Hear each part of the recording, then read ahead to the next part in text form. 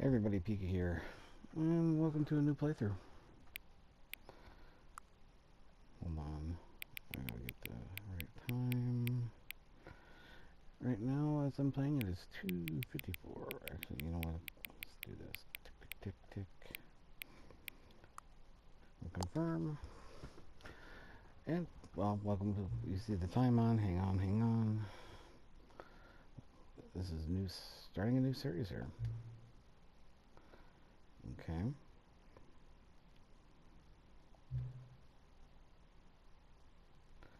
Yeah, I've played this once before. Thank you for actually setting the clock both times you booted up the game. A lot of people don't take that step seriously. That just leaves the clock set at 12 and call it a day. But you're actually taking the time to set the clock, and I appreciate that. That's how I know you care about this experience. You're paying attention. I don't have any way of knowing if the times you're setting are correct. Tell you what, I'll make you a deal. Just cooperate next time you boot up the game and see this screen. Just set the clock to your favorite time. Okay, I will. Go ahead, pick whatever time you want. Alright. Now with that short introduction, as it loads,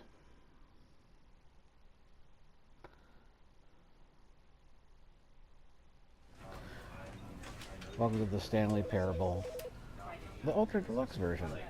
Now, I downloaded this game.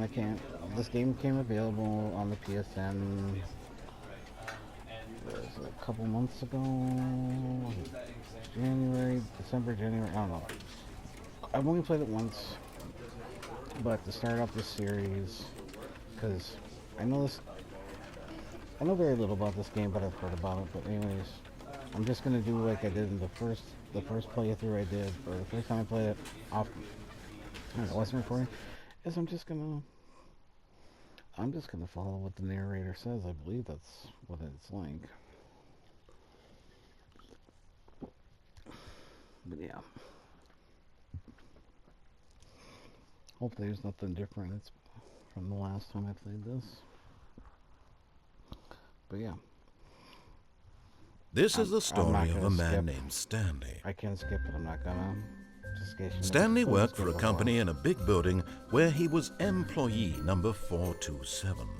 Employee number 427's job was simple. Nice. He sat at his desk in room 427 and he pushed buttons on the keyboard. Orders came to him through a monitor on his desk, telling him what buttons to push, how long to push them, and in what order. This is what employee 427 did every day of every month of every year. And although others might have considered it soul-rending, Stanley relished every moment that the orders came in, as though he had been made exactly for this job. And Stanley was happy. Was he though? Was he really? And then one day, something very peculiar happened. Something that would forever change Stanley. Something he would never quite forget. Okay. He had been at his desk for nearly an hour when he realized that not one single order had arrived on the monitor for him to follow. No one had showed up to give him instructions, call a meeting, or even say hi. Never in all his years at the company had this happened, this complete isolation. Something was very clearly wrong. Shocked, frozen solid, Stanley found himself unable to move for the longest time. But as he came to his wits and regained his senses, he got up from his desk and stepped out of his office. All of his co-workers were gone. What could it mean? Stanley decided to go to the meeting room. Perhaps he had simply missed a memo. Alright, we're just gonna follow the doorway. We're just gonna listen to the narrator. When Stanley came to a set of 2 open doors, he entered the door on his left. And the door's closed behind you, so you cannot backtrack. Yet there was not a single person here either. Feeling a wave of disbelief, Stanley decided to go up to his boss's office, hoping he might find an answer there. Coming to a staircase, Stanley walked upstairs to his boss's office. We're just, like I said, we're just going to follow what the narrator had to say, as instructs us. Stepping into his manager's office, Stanley was once again stunned to discover not an indication of any human life. Shocked, unraveled, Stanley wondered in disbelief who orchestrated this. What dark secret was being held from him? What he could not have known was that the keypad behind the boss's desk guarded the terrible truth that his boss had been keeping from him. And so the boss had assigned it an extra secret PIN number, 2845. But of course, Stanley couldn't possibly have known this. Yet incredibly, by simply pushing random buttons on the keypad, Stanley happened to input the correct code by sheer luck. Amazing. He stepped into the newly opened passageway. Oh, okay, yeah, it's behind us. And we're just going to ignore anything that says which way to go. We're just going to go down.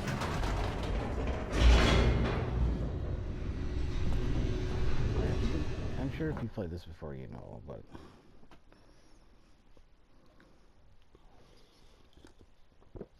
we'll be exploring a lot of this game later.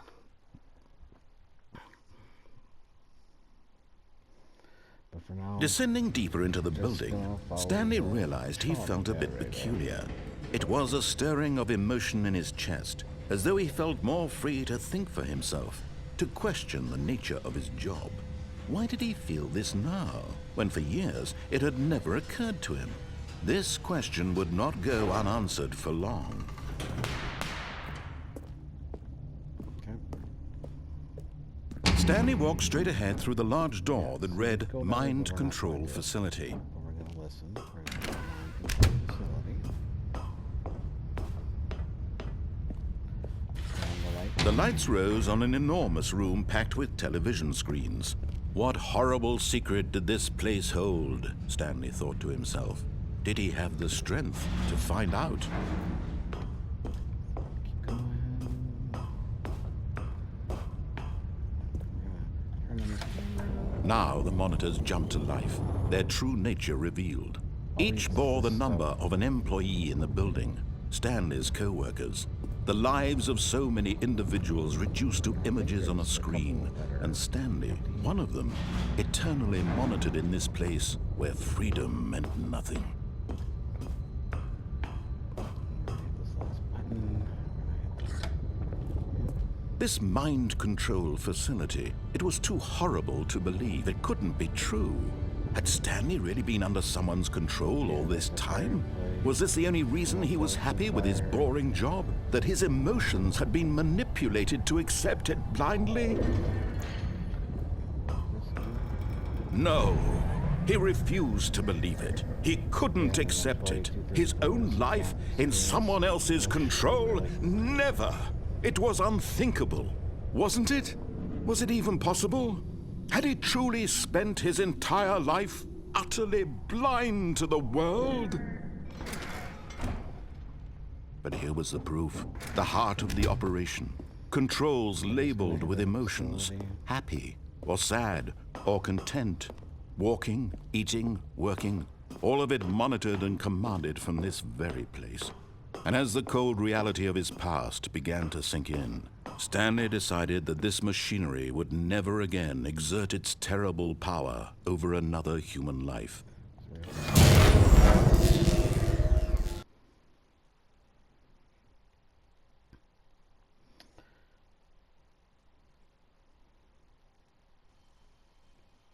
Okay, turn it off. And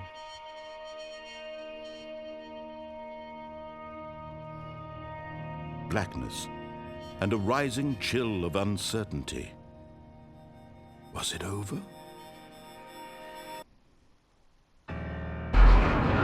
Yes! He had won! He had defeated the machine, unshackled himself from someone else's command. Freedom was mere moments away. And yet, even as the immense door slowly opened, Stanley reflected on how many puzzles still lay unsolved. Where had his co-workers gone? How had he been freed from the machine's grasp? What other mysteries did this strange building hold? But as sunlight streamed into the chamber, he realized none of this mattered to him. For it was not knowledge or even power that he had been seeking, but happiness. Perhaps his goal had not been to understand, but to let go. No longer would anyone tell him where to go, what to do, or how to feel. Whatever life he lives, it will be his. And that was all he needed to know. It was perhaps the only thing worth knowing. Stanley stepped through the open door.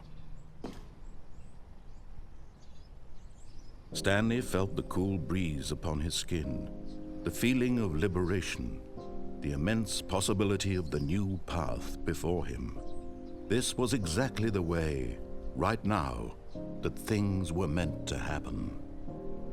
And Stanley was happy.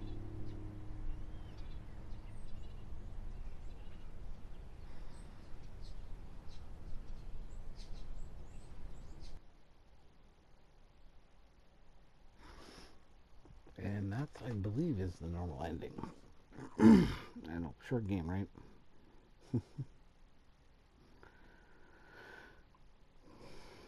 Oh, did I not? I must not have done it fast enough. That's alright. And now we're back. We can begin the game again, or we can pause, but... Alright, let's see what happens if we go... All of his co-workers were gone. What could it mean?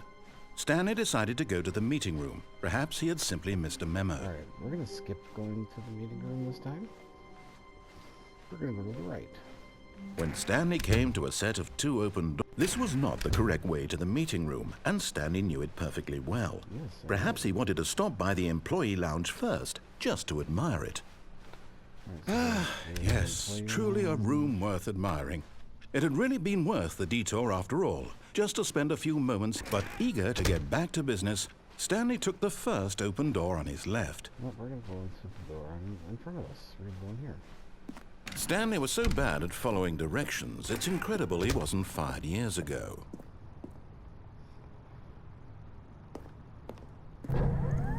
Look, Stanley, I think perhaps we've gotten off on the wrong foot here.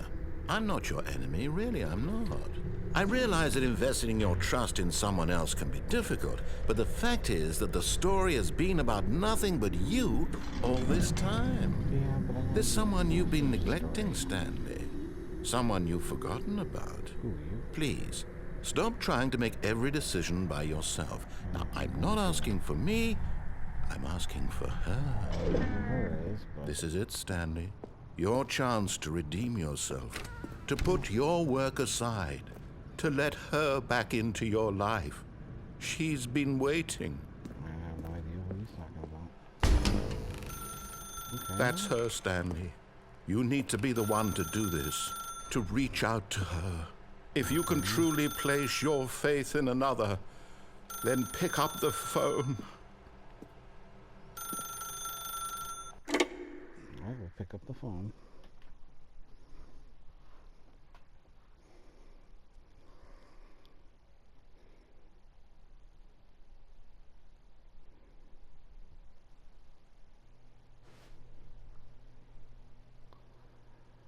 And I see Emmett. Oh, Stanley, is that you? Hold on, sweetie. Sorry to keep you waiting. I'm just pulling the bread out of the oven. All right. Okay, there we go. All right, now, I want you to come in and tell me all about your day. Gotcha. Oh, come on. Did you actually think you had a loving wife who'd want to commit their life to you? I'm trying to make a point here, Stanley. I'm trying to get you to see something. Come inside. Let me show you what's really going on here. Okay. This is a very sad story about the death of a man named Stanley. Death. Stanley is quite a boring fellow. He has a job that demands nothing of him, and every button that he pushes is a reminder of the inconsequential nature of his existence. Look at him there, pushing buttons, doing exactly what he's told to do. Wow. Now he's pushing a button. Now he's eating lunch. Now he's going home. Now he's coming back to work. One might even feel sorry for him, except that he's chosen this life. But in his mind, In his mind, he can go on fantastic adventures. Yes, I can. From behind his desk, Stanley dreamed of wild expeditions into the unknown, fantastic discoveries of new lands. It was wonderful. And each day that he returned to work was a reminder that none of it would ever happen to him. Alright, I guess press triangle once. And so he began to fantasize about his own job.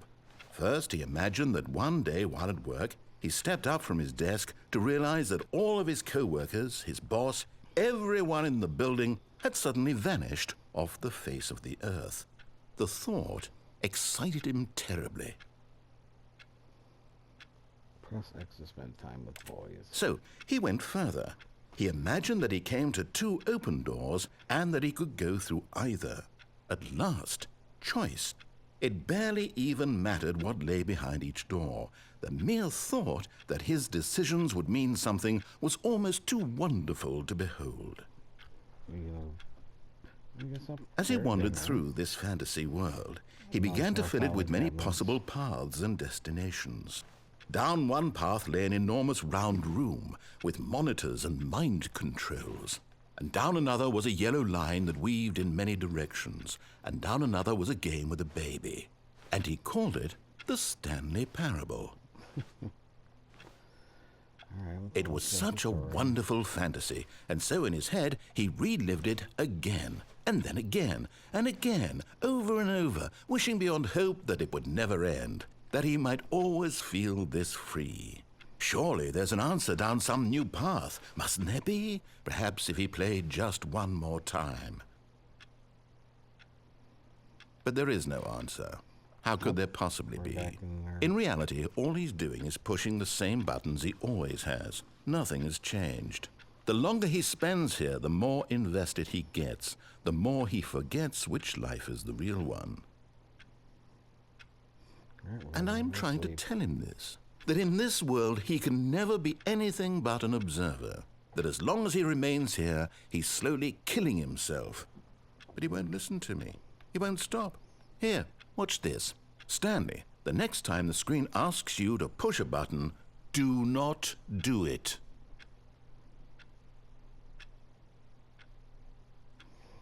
Alright, I ain't gonna do it.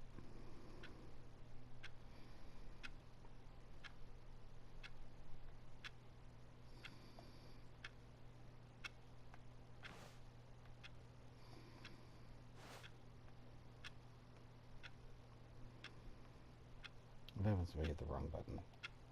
Nothing.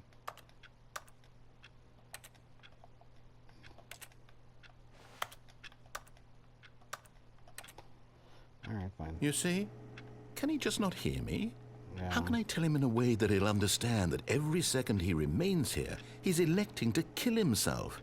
How can I get him to see what I see? How can I make him look at himself? Please press up to question nothing. I suppose I can't, not in the way I want him to. But I don't make the rules. I simply play to my intended purpose, the same as Stanley. We're not so different, I suppose. I'll try once more to convey all this to him. I'm compelled to. I must. Perhaps, well, maybe this time he'll see. Maybe this time. And I tried again, and Stanley pushed a button. And I tried again, and Stanley pushed a button. Please and I tried.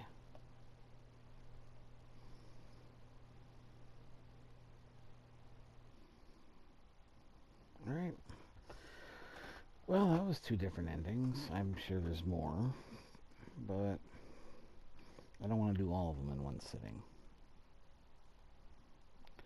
This is going to be kind of a sporadic series, I feel. So yeah. I mean, if you want to see more of this, and I'll try different routes and everything like that, and do stuff like that, and or start all over again. I mean, just let me know. If you like the video, give it a thumbs up. If you have not yet, subscribe. I'm trying to get to at least 100 subscribers. I'd like to get more, but 100 would be nice to start. I've had this channel for almost 9 years, and it's just been an on and off project. So, also, if you want to be also, I have the Castlevania series finishing up here. That should be finishing up next week, because I'll probably have this video out this weekend, or I don't know. I'll have this video out. It's February 28th as I'm recording this, so I might have it out soon. If not,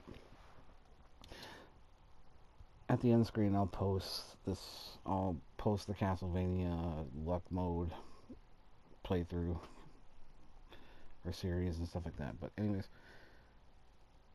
I'm also working on, or I'm going to be starting another series 2, another RPG. Not a Metroidvania this time, but something but an RPG. Anyways, this has been Super Mustache Vegan.